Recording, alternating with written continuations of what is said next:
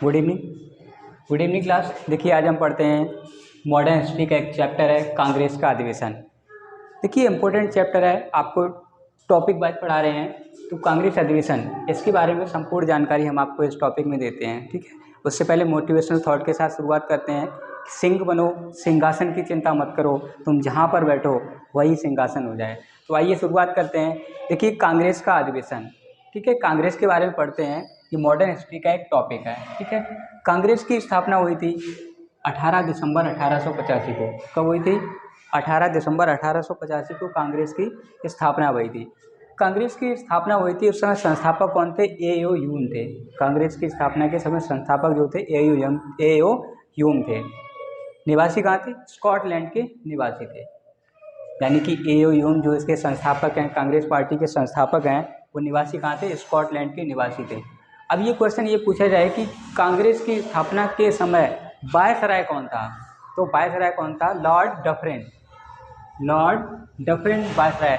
Dufferin इतना duffer था कि उसने कांग्रेस पार्टी की स्थापना कर दी। कब स्थापना की? 28 दिसंबर 1885 को कांग्रेस की स्थापना कर दी, ठीक है। तो आइए हम समझते हैं पहला जो अधिवेशन हुआ था कांग्रेस का, पहला अधिवेशन जो हुआ था कांग्रेस का, वो अधिवेशन हुआ था आपका 1885 को।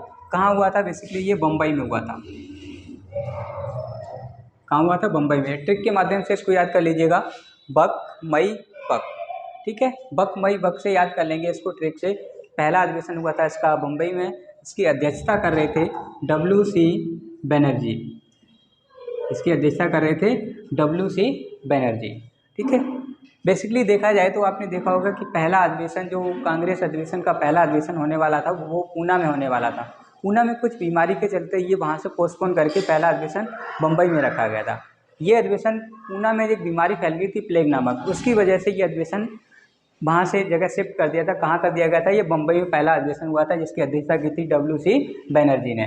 दूसरा अधिवेशन हुआ था कोलकाता में। दूसरा अधिवेशन हुआ था कोलकाता में। कोलकाता में जब अधिवेशन हुआ था तो इसकी अध्यक्षता कर रहे थे दादा भाई नौरोजी। दादा भाई नौरोजी।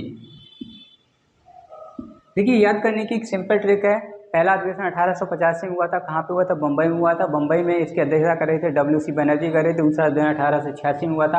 1886 में इसकी अध्यक्षता कर रहे थे दादा भाई नौरोजी। तीसरा अधिवेशन हुआ था मद्रास में। तीसरा अधिवेशन हुआ था मद्रास में 1887 में। इसकी अध्यक्षता कर रहे थे बदरुद्दीन तैयब जी। बदरुद्दीन में तैयब जी इसकी अध्यक्षता कर रहे थे तीसरे अधिवेशन की। इसको याद करने की सिंपल सी ट्रिक आप याद कर लीजिए, इसको 3G से याद कर सकते हैं। 3G मतलब फर्स्ट जी W.C. बनर्जी, इन्होंने 1885 की अध्यक्षता की थी बम्बई से। दूसरे जी हैं आपके दादा भाई नौरोजी जिन्होंने 1886 में कोलकाता से अध्यक्षता की थी। तीसरे जी हैं बदरुद्दीन तैयब जी जो प्रथम मुस्लिम अध्यक्ष थे। क्या थे? प्रथम मुस्लिम अध्यक्ष। प्रथम मुस्लिम अध्यक्ष थे बदरुद्दीन तैयब जी, इन्होंने कोलकाता से मद्रास से अध्यक्षता की थी। किसकी? कांग्रेस अधिवेशन की अध्यक्षता की थी। चौथा अधिवेशन हुआ था इलाहाबाद से। चौथा अधिवेशन हुआ था इलाहाबाद से। इलाहाबाद से जब अधिवेशन हुआ था तो इसकी अध्यक्षता एक अंग्रेजी जॉर्ज यूल ने की थी। किसने की थी? अंग्रेजी जॉर्ज यूल ने इसकी अध्यक्षता की थी, ठीक है। तो बेसिकली ट्रिक से हम समझे बक मई बक। अब इसकी दूसरी अध्यक्षता की बम्बई से। बम्बई से अध्यक्षता इसकी की थी वेडरबर्न ने। किसने की थी? वेडरबर्न ने। ये 2 बार अध्यक्ष बने थे। कितनी बार अध्यक्ष बने थे? ये 2 बार अध्यक्ष बने थे। तो उसको याद करने के सिंपल तरीका, कांग्रेस की स्थापना कब हुई थी? 28 दिसंबर 1885 को हुई थी। स्थापना के समय संस्थापक कौन थे? ए.ओ. ह्यूम थे। उस समय किस वायसराय के शासनकाल में हुई थी? लॉर्ड डफरिन के वायसराय के कार्यकाल में हुई थी। लॉर्ड डफरिन इतना डफर था, उसने कांग्रेस पार्टी की स्थापना कर दी थी। उसको याद रखेंगे, डफरिन के समय कांग्रेस की स्थापना हुई थी, ठीक है। उसके बाद आते हैं 1896। 1896 में एक अधिवेशन हुआ था कोलकाता। 1896 में अधिवेशन हुआ था कोलकाता जिसकी अध्यक्षता कर रहे थे रहमतुल्लाह सयानी जो मुस्लिम अध्यक्ष थे। रहमतुल्लाह सयानी, रहमतुल्लाह सयानी, इनकी अध्यक्षता में क्या गाया गया था? वंदे मातरम गाया गया था। रहमतुल्लाह देखिए सयानी एक मुस्लिम अध्यक्ष थे। इनकी अध्यक्षता में कोलकाता में अधिवेशन हुआ था। उसकी अध्यक्षता में क्या गाया गया था? वंदे मातरम गाया गया था। वंदे मातरम गाया गया था बेसिकली मुस्लिम अध्यक्ष थे। मुस्लिमों क्या होता है कि वो अल्लाह के सिवा किसी की वंदना नहीं करते हैं। और यहाँ वंदे मातरम कहेंगे, इसका हिंदी अर्थ अगर निकालेंगे तो मिट्टी की वंदना हम लोग करते हैं। ठीक है, ये वंदे मातरम के लेखक जो हैं, ठीक है, लेखक हैं BC चटर्जी। कौन है? BC चटर्जी। इसको पूरा नाम है बंकिम चंद्र चटर्जी। ये पूछा जाए क्वेश्चन, ये पूछा जाए वंदे मातरम कहाँ से लिया गया? वंदे मातरम आनंद मठ से लिया गया। आनंद मठ नामक पुस्तक है, उससे वंदे मातरम लिया गया। ये कब गाया गया है? 1896 में गाया गया। किस अधिवेशन में? 1896 में कोलकाता अधिवेशन हुआ था, जिसकी अध्यक्षता कर रहे थे रहमतुल्लाह सयानी जी। क्या गाया गया था? वंदे मातरम गाया गया था। कहाँ से लिया गया? ये वंदे मातरम आनंद मठ से लिया गया है। ठीक है, इसके रचयिता कौन है? बंकिम चंद्र चटर्जी हैं। ठीक है, तो आपको याद हो गया होगा। सयाने से आप याद कर लीजिए, जो सयाने लोग होते हैं, सयाने का मतलब जो बड़े हो जाते हैं। हमारी मम्मी अब कहती है कि सयाने हो गए हो, सयाने का मतलब बड़े हो गए हो। जो बड़े लोग क्या गाते हैं? वंदे मातरम गाते हैं। ठीक है, इसके बाद अधिवेशन हुआ था आपका 1905।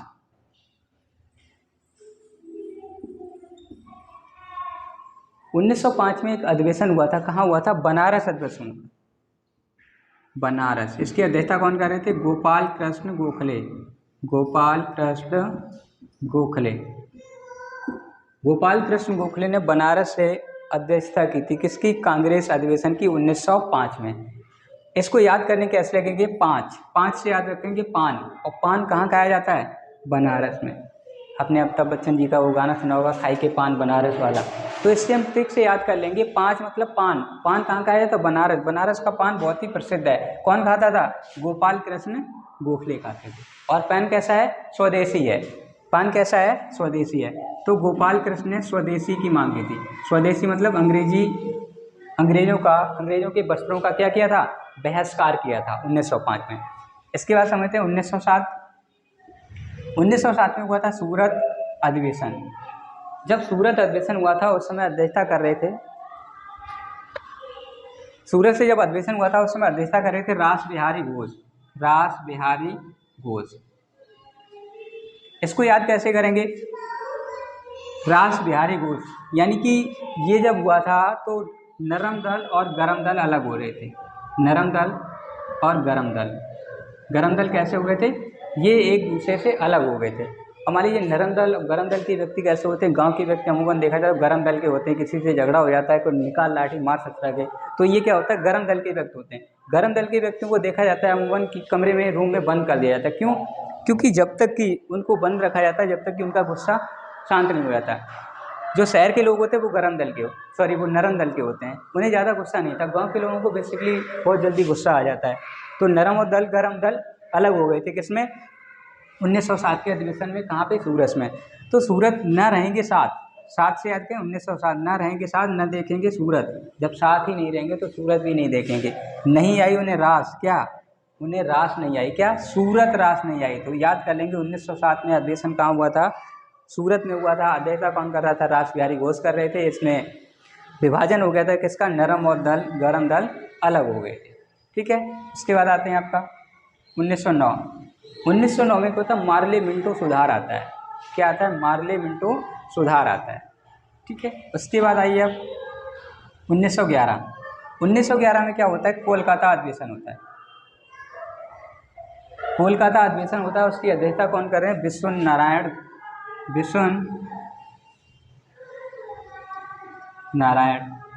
नारायण इसकी अध्यक्षता कर रहे थे। तो 1911 में कोलकाता अधिवेशन से इनकी अध्यक्षता में क्या गाया गया था? जन गण मन गाया गया था। जन गण मन, ये हमारा राष्ट्रीय गीत है। ये हमारा राष्ट्रीय गीत है जन गण मन। ये किसने लिखा है? इसके लेखक हैं R.N. टैगोर। R.N. टैगोर, इसका पूरा नाम है आपका। रविंद्रनाथ टैगोर जी ने आपके जन गण मन को लिखा है। ये 1911 के कोलकाता अधिवेशन में पहली बार गाया गया था। इसको याद करने के लिए नारायण जो होते हैं, नारायण का काम क्या होता है? विवाद को बढ़ा देना। आपने महाभारत देखी होगी, जिसमें नारायण जी ने कंस जी को भड़काया था कि आप इधर से भी गिन सकते तो भी 7 होता है, इधर से गिनते 7 हो जाता। तो वहाँ पे क्या होता है कि नारायण जो होता है वो हर जगह पाए जाते हैं। तो नारायण का मतलब होता है हर जगह पाए जाते हैं। तो हर व्यक्ति क्या गाता है? जन गण मन गाया जाता है। तो जनगण मन कब गाया गया था? पहली बात 1911 कोलकाता अधिवेशन में। किसकी अध्यक्षता कौन कर रहे थे? विश्व नारायण इसकी अध्यक्षता कर रहे थे। ये इसके लेखक कौन है? इसके लेखक हैं रविन्द्रनाथ टैगोर। इसे गाने में समय कितना लगता है? इसे गाने में 52 सेकंड का समय लगता है। ठीक है। 1911 में और एक घटना घटित हुई थी, कह सकते हैं इसे 1911 में एक कांड और हुआ था, इसमें दिल्ली दरबार लगा था। क्या लगा था? दिल्ली दरबार लगा था। दिल्ली दरबार लगा था तो आपको बता दें कि 1911 से पहले भारत की राजधानी कोलकाता हुआ करती थी। 1911 में जब दिल्ली दरबार लगा तो दिल्ली को क्या कर दिया गया? भारत की राजधानी बना दिया गया था। ठीक है, इतनी बात समझ में आ गई होगी। ठीक है, आइए इसके आगे समझते हैं।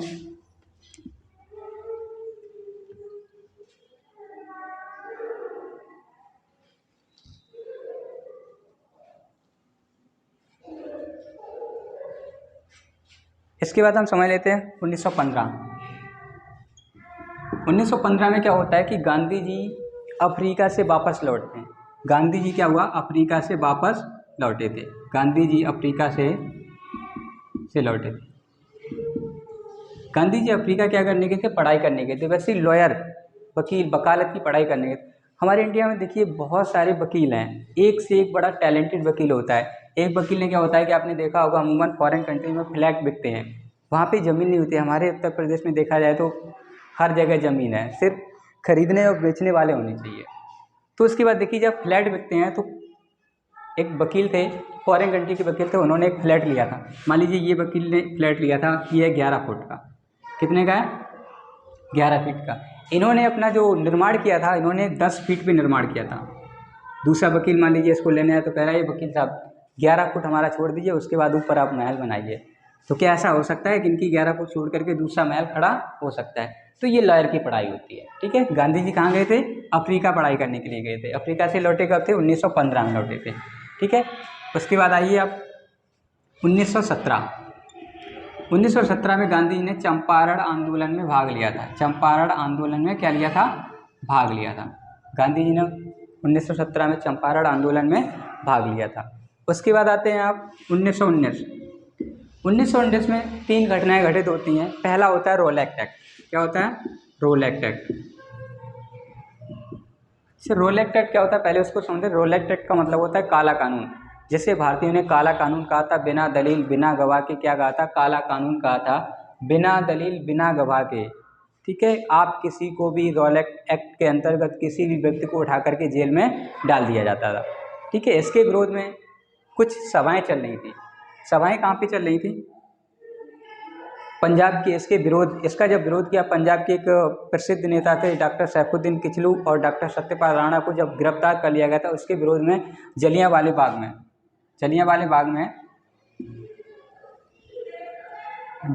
बाग हत्याकांड हुआ था। जब सभाएं चल रही थी तो जनरल डायर ने आकर के नियति जनता पर क्या चलवा दी थी? अंधाधुंध गोलियां चलवा दी। कहा जाता है कि गोलियां 10 मिनट तक लगातार चली थी। तो वहाँ पे जलियांवाला बाग हत्याकांड हो जाता है। ये घटना कब होती है? 13 अप्रैल 1919 को ये घटना घटित होती है। जलियांवाला बाग हत्याकांड होता है। उसी 13 अप्रैल 1919 को गांधी जी ने क्या किया है? आपने देखा होगा कि जब रोल एक्ट के विरोध में सभाएं चल रही थी, सभा इसलिए चल रही थी कि अंग्रेज बिना मतलब दलील बिना गवाह के क्या कर रहे थे? सभी को क्या कर रहे थे? अंदर डाल रहे थे। अंदर डालने का मतलब होता है कि ये किसी की कोई भी बात को नहीं सुन रहे थे। उस समय रोल एक्ट का विरोध हुआ था। उस समय आया था मॉन्टेग्यू चेम्सफोर्ड सुधार आया था। चेम्सफोर्ड सुधार कब आया था? 1919 में आया था। उसके बाद 1920 में क्या हुआ था? गांधी जी ने एक असहयोग आंदोलन किया था। असहयोग आंदोलन की शुरुआत कर दी थी। असहयोग आंदोलन का मतलब होता है कि हम आपके किसी भी कार्य में आपका सपोर्ट नहीं करेंगे। गांधी जी ने 1920 में क्या हुआ था? असहयोग आंदोलन की शुरुआत कर दी थी। ठीक है। आगे देखते हैं 1922। 1922 में क्या होता है? चौरी चौरा घटना घटित हो जाती है। कब? 5 फरवरी 1922 को चौरी चौरा घटना घटित हो जाती है। इससे गांधी जो असहयोग आंदोलन चला रहे थे, गांधी जी को बहुत बड़ा झटका लगा था। उन्होंने इसको बताया था, अपनी हिमालय जैसी गलती बताया था। जब चौरी चौरा घटना घटित हुई थी, थाने में जाकर के लोगों ने चौकी को जला दिया था। वो घटना कहाँ? गोरखपुर में घटित हुई थी। चौरी चौरा घटना के नाम से जानते हैं। 5 फरवरी 1922 को क्या हुआ था? चौरी चौरा घटना। ये चौरी चौरा घटना नाम से प्रसिद्ध है। 5 फरवरी 1922 को ये घटना घटित हुई थी। इसी में क्या हुआ था, गांधी जी ने असहयोग आंदोलन क्या कर दिया था, असहयोग आंदोलन को समाप्त कर दिया था। गांधी जी ने इसे अपनी पहाड़ यानी हिमालय पर्वत यानी कि पहाड़ जैसी यानी कि हिमालय पर्वत जैसी गलती बताई थी। तो यहाँ तक समझ में आ गया। गांधी जी ने इससे परेशान होकर के, गांधी जी को लगा कि हम, गांधी जी वैसे हिंसावादी, अहिंसा के पुजारी थे, वो कभी हिंसा नहीं चाहते थे, लेकिन हिंसा हो गई थी तो उन्होंने इससे परेशान होकर के असहयोग आंदोलन को क्या कर दिया था, समाप्त कर दिया था। उसके बाद 1923 में क्या होता है कि भारत के 2 प्रसिद्ध नेता सी आर दास का पूरा नाम देखें तो क्या हो जाता है, चित्तरंजन दास। क्या नाम हो जाएगा, चित्तरंजन दास एंड मोतीलाल नेहरू। चित्तरंजन दास और मोतीलाल नेहरू ने एक स्वराज पार्टी की स्थापना कर दी थी। किसकी स्थापना कर दी थी, स्वराज पार्टी की स्थापना कर दी थी। स्वराज पार्टी की स्थापना कर दी थी। 1923 में स्वराज पार्टी की स्थापना हुई थी। किन 2 नेताओं ने की थी, जो आपके सी आर दास, चित्तरंजन दास और मोतीलाल नेहरू ने स्वराज पार्टी की स्थापना कर दी थी। 1924 में बेलगांव में एक अधिवेशन होता है। बेलगांव कहाँ है, कर्नाटक में, जिसकी पहली बार कांग्रेस अधिवेशन की अध्यक्षता की थी किसने, गांधी जी ने। तो गांधी जी ने पहली बार कांग्रेस अधिवेशन में कब भाग लिया था, 1924 में लिया था। कहाँ लिया था, बेलगांव, जो कर्नाटक में। गांधी जी ने पहली बार कांग्रेस अधिवेशन में भाग लिया था। 1925 में होता है आपका काकोरी ट्रेन डकैती। काकोरी ट्रेन डकैती 1925 में काकोरी ट्रेन डकैती हो जाती है। ठीक है, जो हमारे भारतीय नेता होते हैं उन्हें पकड़े जाते हैं, उनमें कुछ नेताओं को कुछ समय के बाद फांसी दी जाती है। 1927 में साइमन कमीशन का गठन होता है। साइमन कमीशन का गठन। साइमन कमीशन का गठन, आपसे क्वेश्चन पूछा जाए साइमन कमीशन का गठन कब होता है, 1927 में होता है। साइमन कमीशन भारत कब आता है, तो साइमन कमीशन भारत आता है 1928 में। ये कमीशन क्या हुआ, भारत आया। जब ये कमीशन भारत आया तो इसमें कोई भी भारतीय नहीं था, तो भारतीय लोगों ने इसको काले झंडे दिखाए थे, इसका विरोध किया था। इसका विरोध करने पर लाला लाजपत राय इसका विरोध किया था, काले झंडे दिखाए थे और साइमन गो बैक के नारे लगाए थे। साइमन गो बैक के नारे लगाने पर बहुत सारा इसका विरोध किया गया। तो उस समय एक डीआईजी हुआ था सैंडर्स नाम का, सैंडर्स ने लाठी चार्ज करने का आदेश दिया था। उसी समय लाला लाजपत राय की लाठी लगने से मृत्यु हो जाती है। तो साइमन का विरोध करने पर 1928 में साइमन कमीशन का विरोध होता है। भारत के प्रसिद्ध नेता लाला लाजपत राय की मृत्यु हो जाती है। साइमन कमीशन भारत आया था। कब आया था, 1928 को भारत आया था। 1929 में लाहौर अधिवेशन होता है। लाहौर अधिवेशन में क्या होता है कि पूर्ण स्वराज की मांग करते हैं। पूर्ण स्वराज की मांग करते हैं पंडित जवाहरलाल नेहरू, JL नेहरू क्या करते हैं, पूर्ण स्वराज की मांग करते हैं। पूर्ण स्वराज की मांग इसलिए करते हैं क्योंकि पहले स्वराज पार्टी की स्थापना की थी पंडित मोतीलाल नेहरू और CR दास ने 1923 में स्वराज पार्टी की स्थापना की थी। जब 1929 में लाहौर अधिवेशन होता है तो पंडित जवाहरलाल नेहरू क्या करते हैं, पूर्ण स्वराज की मांग कर देते हैं। 1930 में क्या होता है, 1930 में गांधी जी क्या करते हैं, नमक का विरोध करते हैं। इरविन ने नमक पर टैक्स लगा दिया। उस समय भारत का जो वायसराय था लॉर्ड इरविन था। इंग्लैंड का जो प्रधानमंत्री था उसमें था लॉर्ड रैमजे मैकडोनाल्ड। तो गांधी जी ने यात्रा कर दी थी। कौन सी यात्रा, दांडी यात्रा। दांडी यात्रा गांधी जी ने प्रारंभ की थी 12 मार्च 1930 को। गांधी जी ने दांडी यात्रा पैदल ही प्रारंभ कर दी थी। कहाँ से, साबरमती आश्रम से उन्होंने प्रारंभ की थी। अपने साथ उन्होंने कितने अनुयायी लिए थे, 78 अनुयायियों को अपने साथ लिया था। और ये इन्होंने क्या लिया था, 78 अनुयायियों के साथ इन्होंने दांडी यात्रा प्रारंभ की थी। दांडी यात्रा का मतलब था इन्होंने पैदल ही प्रारंभ की। जिस गांव में रुकते थे उन गांव को समझाते थे कि आप नमक का विरोध करें। तो नमक का विरोध करने ये पहुंच गए थे 6 अप्रैल 1930 को।